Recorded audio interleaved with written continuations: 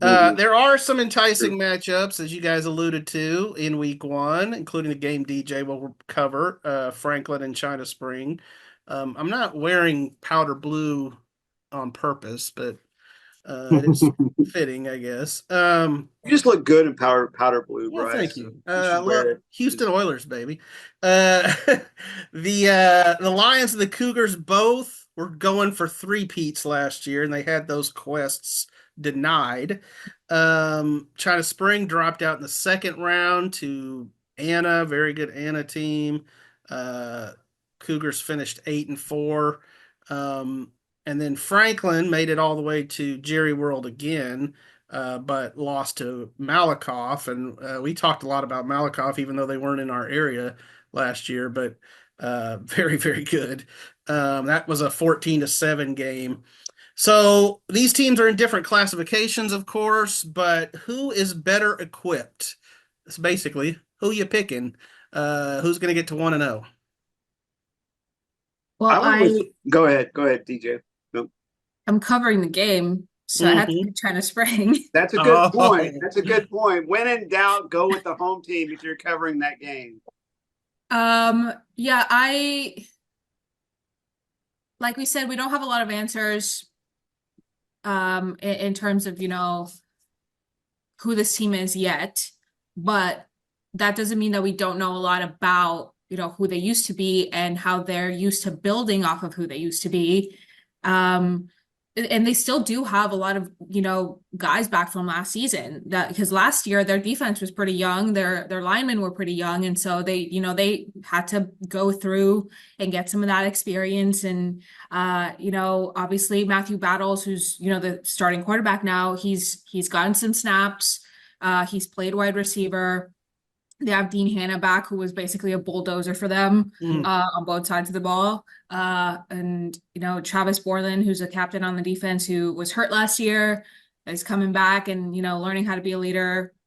And I talked to those guys yesterday, and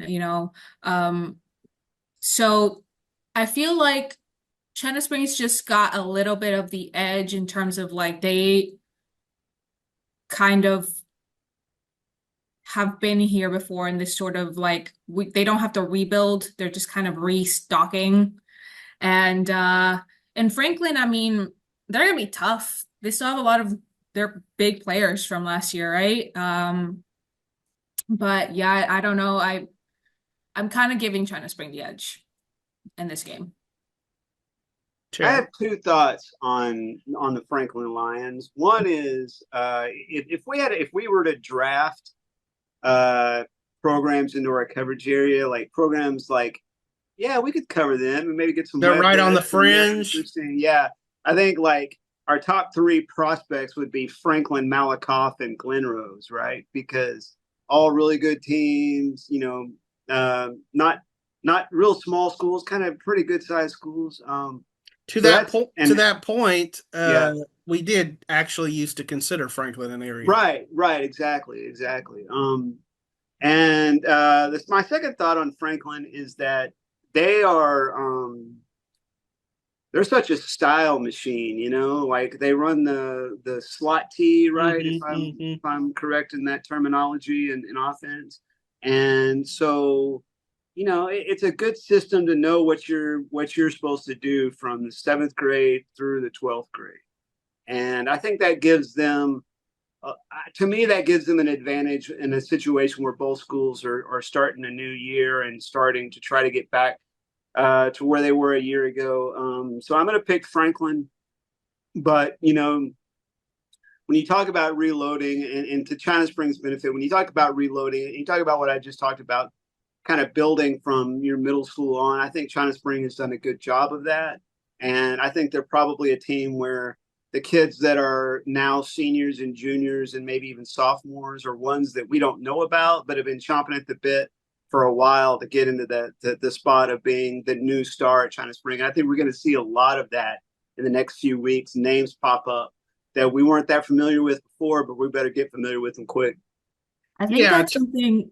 go ahead. Sorry. I think it's something that we might see over the next few years because when I was talking to Tyler Mm-hmm. Beatty over the summer, he was like, we've got around 200 kids coming out to Mm-hmm. practice and work out, from the junior high level Mm-hmm. up into, high school. And so, they might have dropped down to Division II, but they're Mm-hmm. still a pretty big program. Yeah. Mm-hmm. Mm-hmm. Yeah, they've got it going well.